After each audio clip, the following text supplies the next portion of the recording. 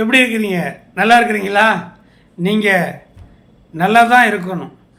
நல்லா இருந்தால் தானே 4 பேருக்கு நம்ம நல்லது செய்ய முடியும்.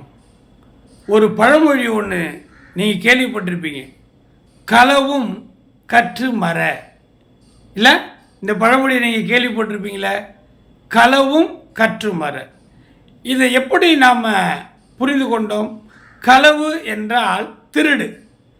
ஆகவே ஒருத்தரை பார்த்து சொல்கிறோம், களவும் கற்று மற, திருட்டை கூட கற்றுக்கிட்டு மறந்துடு அப்படின்னு ஒருத்தருக்கு புத்திமதி சொல்கிறோம். அப்படி இல்லைங்க, களவு என்பது திருட்டு, உண்மைதான்.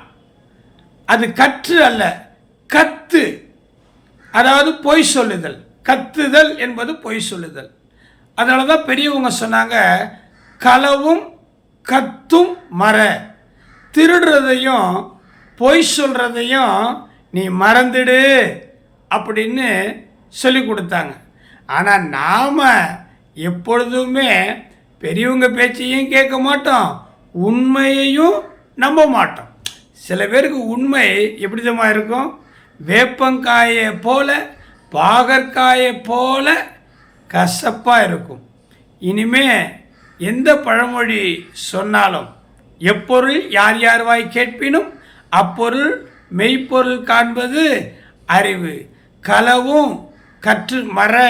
அப்படி யாராயிலும் சொன்னால் திருட்டை கூட கற்றுக்கிட்டு பின்னாடி விட்டுரு, அது தப்பு இல்லை அப்படின்னு சொன்னால் நம்பாதீங்க. களவும் திருட்டும் கத்தும் பொய் சொல்லுதலையும் மறந்துவிடு என்று சொல்லியிருக்கிறாங்க.